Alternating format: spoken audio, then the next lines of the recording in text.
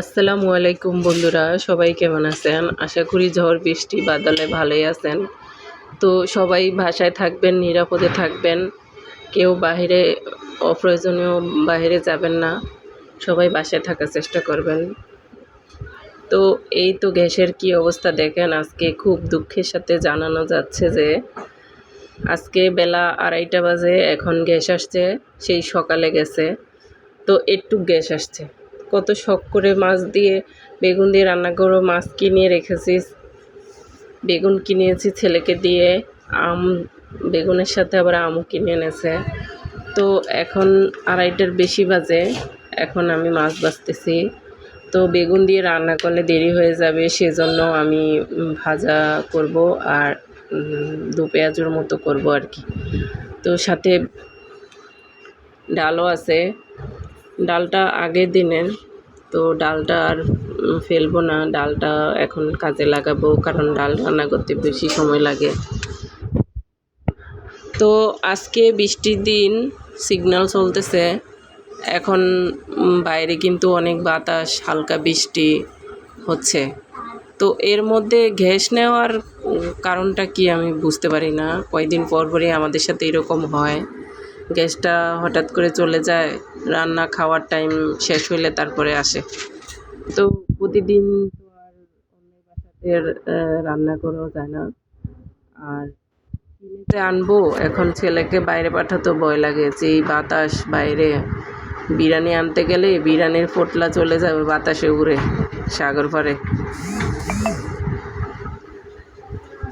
তো এখন বেগুন ভাজাটা হয়ে গেছে। এইভাবে বেগুন ভাজা কে কে পছন্দ করেন জানি না। এই চিকন বেগুনটা এভাবে আমার আম্মু আগে ছোটোবেলায় বিয়ের আগে ভেজে দো পেঁয়াজু করতো। আমার আব্বার খুব পছন্দের একটা তরকারি এভাবে দো পেঁয়াজু করাটা, বেগুন ভাজা করে। তো আজকে বাবার পছন্দের তরকারি আজকে রান্না করব, ঝটপট করে অল্প সময়ের মধ্যে যেটা খাওয়া যায় আর কি। তো এখন এইটাতে হালকা ভেজেছি পেঁয়াজটা।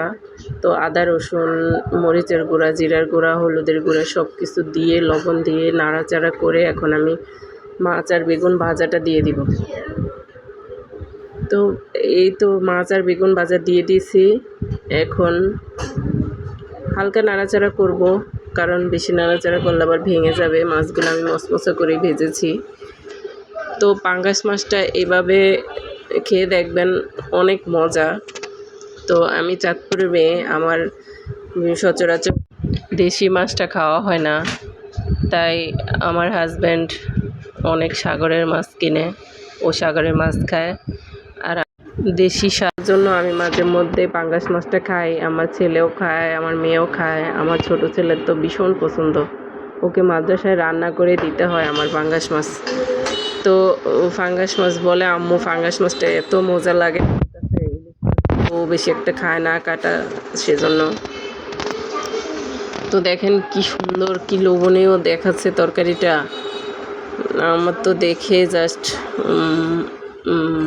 ভাত খেতে ইচ্ছে করতেছে। তো ভাতই খাওয়া শুরু করে দিব, আগে ছেলেকে দিব। ছেলে পেটে শো করতেছে, আর আমার মেয়ে খিদা লাগছে না না লাগছে সেটাই বোঝে না, আমাকে বলেও না যে আম্মু আমার খিদা লাগছে, আমাকে ভাত দাও। তো ছেলে বলছে যেহেতু খিদা বেশি লাগছে, তো আগে ছেলেকে দিই।